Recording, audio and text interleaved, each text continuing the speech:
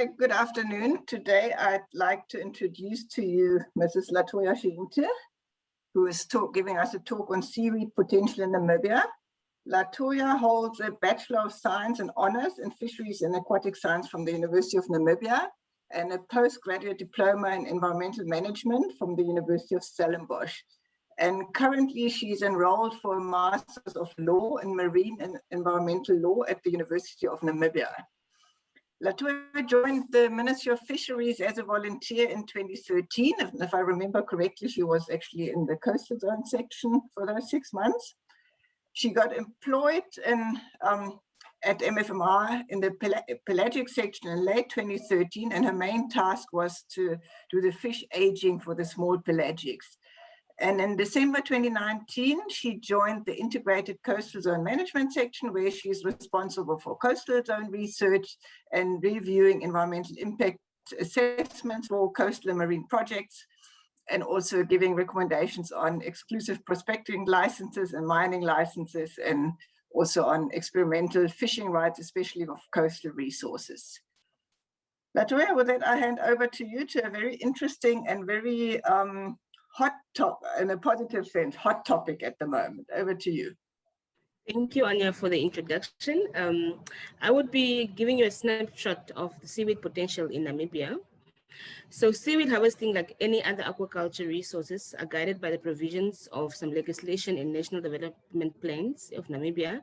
This includes the Marine Resource Act, Aquaculture Act, Environmental Management Act, and also the National Development Plans and Vision 2030 and others like Harambee Prosperity Plans. And of course, guided by the global context by the SDGs, specifically SDG 12, 13, 8, and 14. And this is basically guided or motivated by the EIAs that we receive, and also formal or informal expression of interest by groups of people or individuals or companies who are interested in investing seaweeds of Namibia. So I've highlighted four users or interest groups that want to make use of the seaweed. Yeah? So the first one would be daily of beach cast scalp. So this is by an abalone farm. The only interest in the fresh fonts to feed the abalone, but only the adult abalones. And adult, they classify by anything above 70 grams. So the smaller abalones, they're fed by imported imported feed from South Africa. So this is one of the, they are one of the lucky groups that actually have access to the top resources, as they are considered to be small scale, or that by the time they were granted the rights or the permission to harvest, they were considered a small scale harvesting, but it's quite conflicting to other people who are interested, because they view the activity as a commercial resource. So it's a bit of one of those controversial things. So it's ongoing, and it's approved by the ministry and also approved by the local authority in Loderet. So another aspect or another interest is collection of beach cast seaweed along the coast. So these interest groups are usually, there are few that have a specific species that they want to, but most of them just want to call it mixed species and also mixed plant. So they want ones, they want the stem and everything. So they want to use it for industrial use and especially for export purposes. So on the basis that they want to export on a large scale, they are not granted permission or rights to harvest, because the regulations, our Marine Resource Act and the regulations prohibit any large scale harvesting of seaweed, whether it's beach cast or the live ones.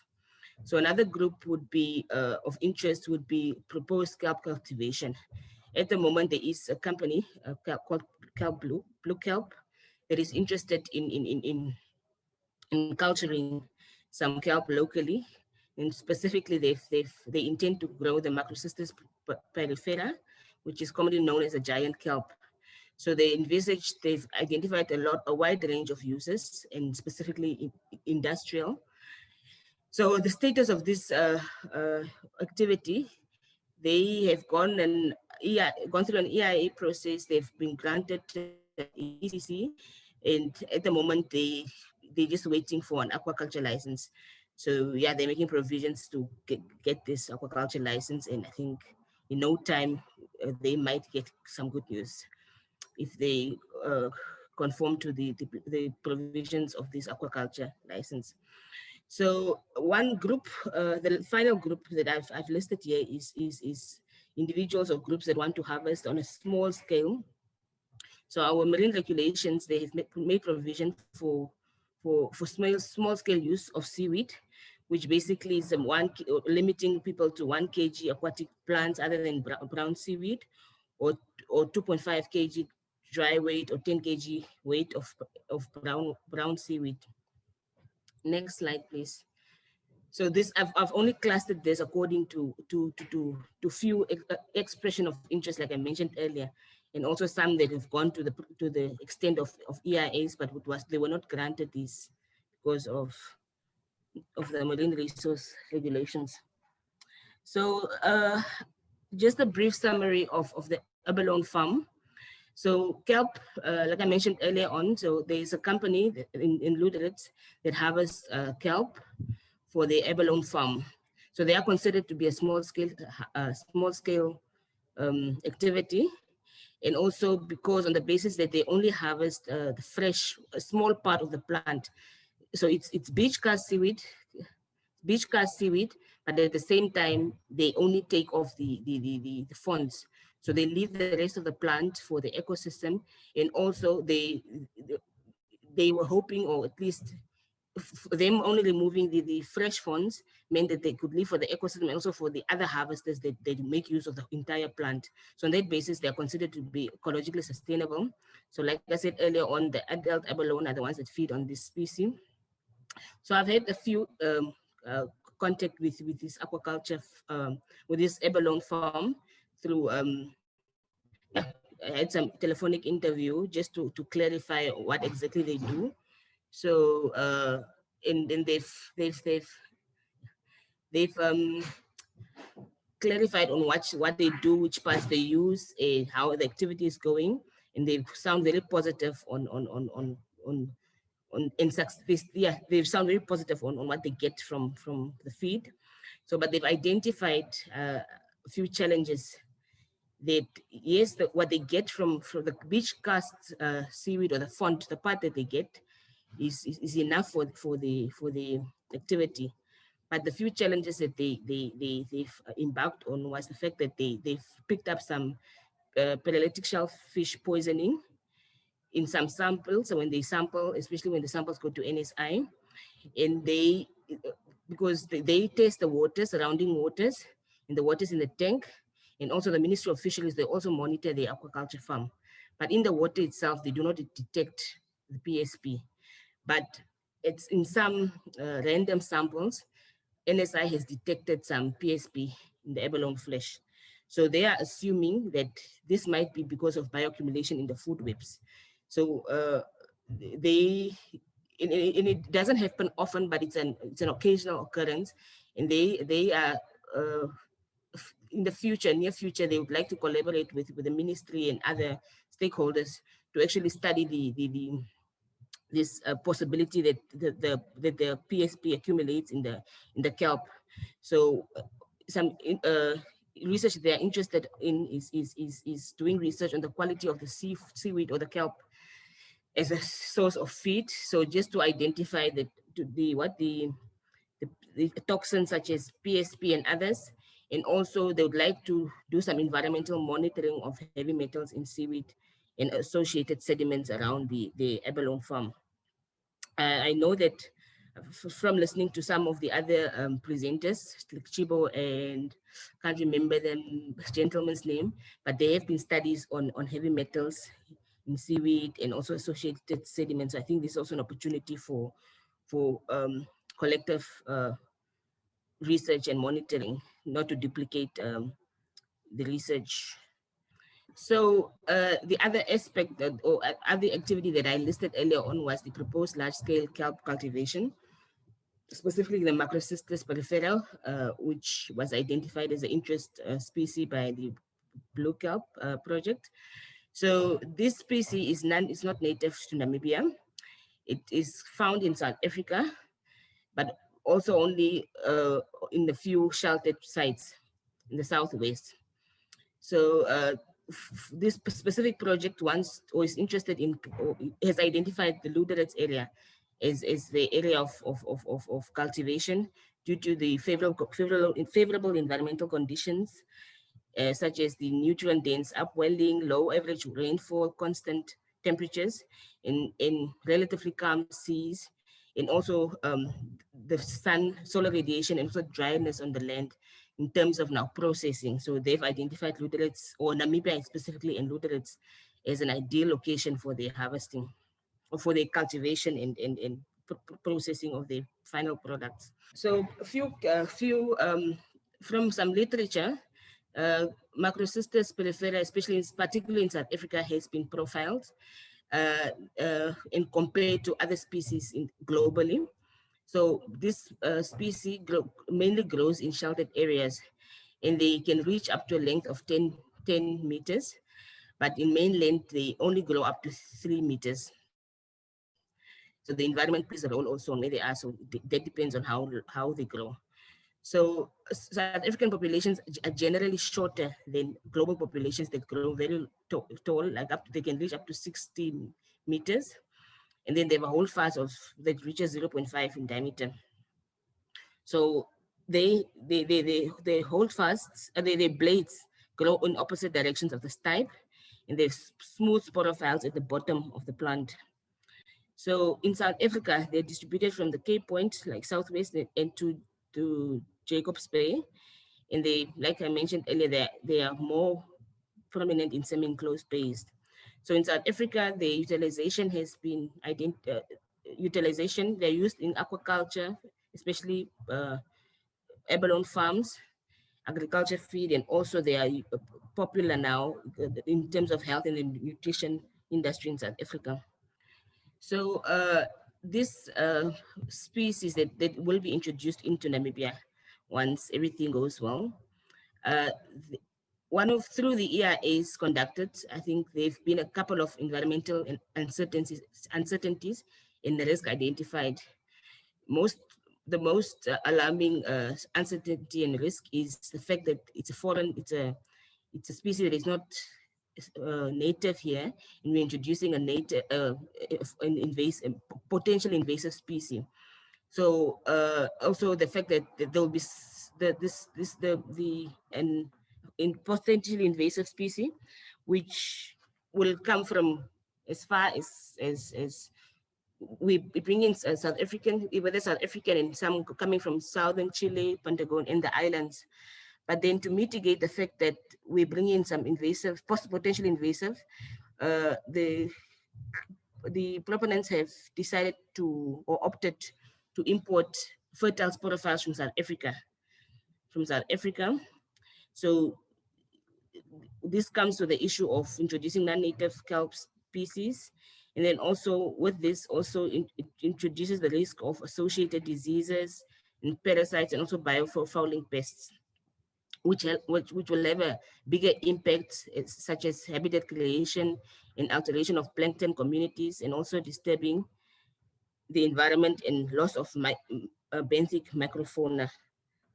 So with the activities or the status, given that the status of the seaweed activities in Namibia and so many unknowns, there is a need for environmental monitoring. So the environmental monitoring depends on, or actually it needs some baseline studies and also ongoing monitoring. These baseline studies comes in the forms of biodiversity surveys, whether it's coastal or offshore, water quality, environmental monitoring, monitoring parameters such as temperature, wind, dissolved oxygen, and many more. So with regard to the Ministry of Fisheries monitoring, there's quite a number or there's a time series of data that has been collected over the years, from temperature loggers There's temperature loggers deployed along the coast. This is through a project under BCC and in the global project. Then also there are temperature loggers, temperature sensors at the Swakopmund jetty. Then also there are weather stations. At Nutmeg, there's one, there's some in Luderitz, and then also there's some in Moa Bay. And then also there's some data that has been collected, mooring data on the 23 line, south line. In terms of biodiversity surveys, so the section where I work in the integrated coastal zone section, we conduct some biodiversity surveys at some predetermined monitoring sites. We have sites at Long Beach, we have sites at Mile 4, and then also we have some other sites along the coast of Namibia. Some identified points as central region, southern region, and northern region. So these biodiversity surveys, they come in two forms. We do some quadrant sampling, which is in situ sampling, where we actually record what we find there. In the past, we used to do absence and presence surveys, but now we actually identify these species and quantify them too. And also we do photographic sampling. So it's photographic sampling, I think we've done it, I think 3 years now, since 2019 to date. We do it on an occasional basis, but the challenge or something that is, yeah, it's a challenge, or yeah, it's a slight challenge, is that we have not started identifying these species yet. We've taken pictures, but I think it's just a matter of time that we actually start identifying these photographic samples. Next slide, please, Anya. So also we have, to complement other temperature collecting strategies, we've also temperature loggers. Temperature loggers, and this was done in collaboration with some project called the Atlantic-wide Long-Term Collaborative Temperature and Biodiversity Observation Network. So this is also done under the, or in collaboration with the Ministry of Fisheries, and also supported by the BCC project of this is a project which is supporting the coastal biodiversity surveys. So these temperature loggers are basically installed at various monitoring sites, and occasionally the data is downloaded, and also it's a source of information. I think in the near future we can integrate this temperature data with other data that is available. So this is my last slide, just to summarize, summarize basically what I've said, that we have identified in a market, or at least there's an opportunity. I think seaweed harvesting and culturing is the in thing. There's a potential for it, but there's so many unknowns. And it's just like any other fishery sector. There's various stakeholders involved. A lot of people have interests. Some some they share their interests openly. Some still think the seaweed has such a potential that they don't really they don't want to share all the information. Like some people some stakeholders who would approach us, they would, or in terms of EIS or informal expression of interest, they would tell you that they want to harvest the seaweed, but they ask you ask, what do you want to do with the seaweed? Then they find it, no, we can't share the information yet. We've identified the opportunity, but we can't share the information because of, privacy, or So I think there's a lot of stakeholders in the industry, but there's so much segregated data. So all these stakeholders would involve people who are interested in harvesting. There's people like the local authority that they have an obligation to clean up the beaches, but then they clean up the beaches, but actually they don't quantify this beach seaweed that they collect from the beach, and the fate of the seaweed, of the beach kelp that they pick up, it usually goes to that dustbin. But I think there's an opportunity for for some collaboration ministry in the local authority and interested parties who want to harvest, so they actually come up with some sort of research to identify and the seaweed that is collected from the beaches. And then we need strategic partnerships between the stakeholders. And then also there's a need for well-defined monitoring obligations. So yeah, basically what I'm saying is we need collaborative research. So from the different stakeholders which need to periodically update the ministry officials on on their activities and what they get there and what they get in terms of environmental monitoring from the activities. And then also the ministry officials, I think there's a need to develop accessible levels of environmental change. There's basically just meaning that yes, seaweed harvesting or cultivating is a new thing, and it's inevitable. It might cause some sort of change or damage extent to the environment, but we need to be open for that little change and identify mitigation measures with the stakeholders. So a few research opportunities I've identified to address the knowledge gaps and also facilitate informed decision making, especially in terms of EIA recommendations, and also maybe updating or developing policies regarding the seaweed harvesting or culturing. We need more baseline studies on native fauna and flora. We need to describe genetic character of the native species, because I think most of the time we rely on South African or other literature, other countries' literature. And then also we should investigate the potential impact of ocean warming events on the productivity of kelp species, like the proposed Macrophora proliferum. And then also we should evaluate interactive effects between the kelp farming and, and, and the environment at temporal and spatial scales.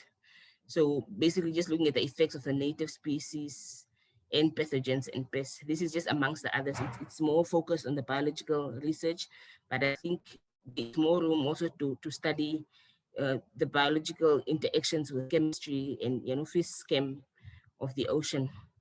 So yeah, basically, I think we have a good start in terms of baseline studies. We have started identifying the native fauna and flora. There's good environmental data, but I think with this data, we need to process this data, we need to bring this data together with other stakeholders, whether it's the industry or other research institutes, to make better, to get a clearer picture of the possible effects of the seaweed harvesting or culturing in Namibia. Thank you, Latoya. Very interesting. I actually have a question. And if you have ideas, more specific ideas on what kind of seaweeds or what kind of products could maybe be developed, and hopefully on a small scale, but that's just my personal opinion, from what you know from your experience now on the rocky shores, what there is and what you think can be used for what. I think on my experience from my experience going out to the rocky shores, I've tasted a couple of times because of curiosity, because I love food so much. I usually I take some little ulva and I munch on it. So I think that is an opportunity for every person who wants a better lifestyle or healthier lifestyle to just harvest a small bit for a salad, a salad or sandwich, whatever. And then also I know that from my experience in Kenya, I've been there a couple of times, and we've been exposed to women actually who harvest these seaweed for beauty products, where they actually dry this product and they is it crush or they powder it and actually mix it into the beauty products, whether it's a bath or a soap or all of that. And then also, I think from the little time I know, you've been feeding your lovely chickens with egg with some is it kelp? It's actually Ulva and Kitomorpha. It's ulva, yes, exactly. And I've seen your big eggs. I've seen the eggs you actually you have at lunch. So some big yellow eggs. So I think there's quite some potential. I mean, whether you want it in your kitchen, whether you want to feed your animals, beauty products. And yeah, I think the world is going green, so we might as well use what is available, especially for the beach cast seaweed. I think there's a lot of potential for it. It's for agricultural purpose. And also, I think the big industries are talking of the alginates and powdering it for alginates, even though that they've only identified a market in Asia. But I think here already we can start thinking of actually using our raw materials to at least process into a semi finished or finished product. So I think definitely it's something that any and every household can make use of. Can I ask a quick follow-up question? And that is, what can we do in that section or at fisheries to actually encourage people to go and explore that that opportunity of the new blue economy on the small scale? I hope it stays on a small scale. What can we do to encourage these things? I think we should open up the discussion. I think oftentimes people call you and say, well, I have a lot of beach, there's who's coming to clean, someone must come clean my yard. There's a lot of beach cars, there's a lot of this, what is causing this? I think we should, in collaboration with is it the MEO or the, I'm now going into the next chapter for the talk, but then basically we should start the discussion with the public, actually not only wait for them for crisis, but we should probably start profiling and start giving out the information as opportunities within the seaweed, sector. How can we make use of this seaweed? But first we need to educate them. What is seaweed? What can we do with it? Whether it's the fresh ones or the beach cast ones, and yeah, but of course, we say we hope something becomes small scale. But when people have information, I think there is an opportunity for it to go beyond what we want it to be. But I think it's just a matter of information that people need. So maybe we should start opening up and talking to the public in general. And also, I think one of the stakeholders that we need to, I think, really talk to is the municipality, local authority. Because I saw last month they did advertise for contracts for people to come clean up the beach. But I know the fate of that kelp is just going to go into the rubbish bin. So we need to maybe also somehow educate them on the possibilities and opportunities, what they can do with this seaweed. They should actually put it on their own compost heap. Kurt's got his hand up. Yeah, exactly. Thank you, Latoya. It was an interesting talk for me also.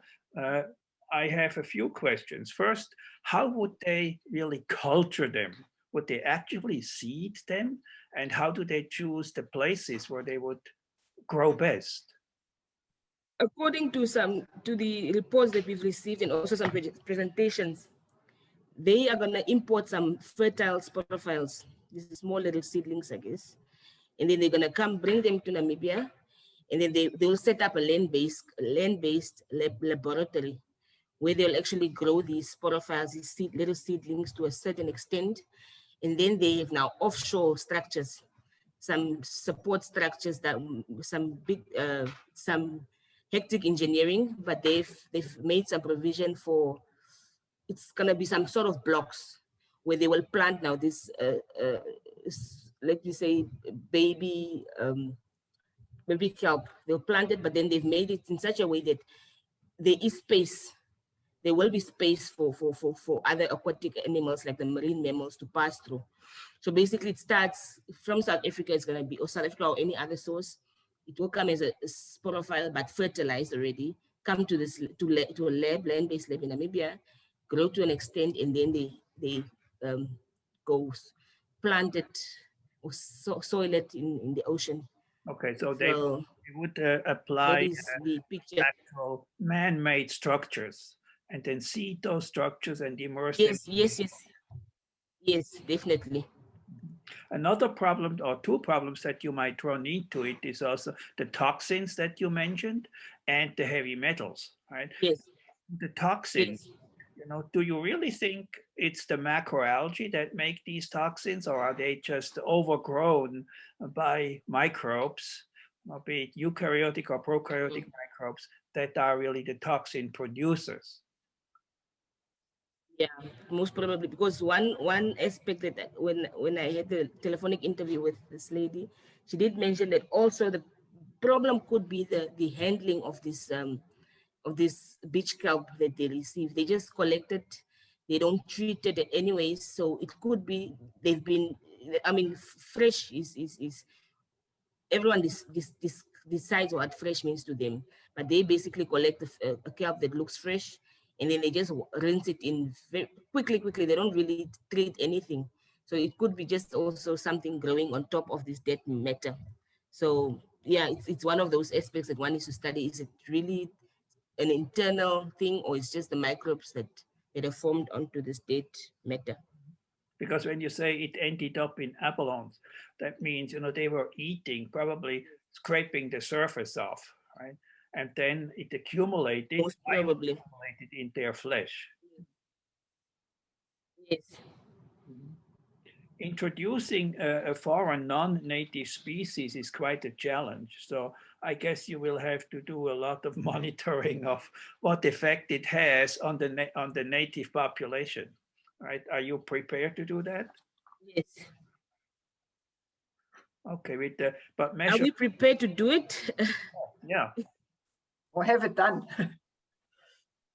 Yeah, we need to. It must be done. Actually, it's not a matter of question. It must be done Yeah, I think and I think with the collaboration of the various stakeholders. I think and also having the companies, they must be held accountable too. So they shouldn't only state in the reports that they will be doing monitoring, but I think we need to get some regular reports, monitoring and evaluation reports from these companies and actually hold them accountable. But of course, we also need to have secondary monitoring, I think, especially if the project is a coast, then our partners in Luderitz, they can also do some monitoring along the area where this project will be done. well, it's a great project, and you have support, of course, from other countries in the world, like New Zealand does similar things, Australia has things, Chile, as you mentioned, and so there is a good background knowledge that you can build on.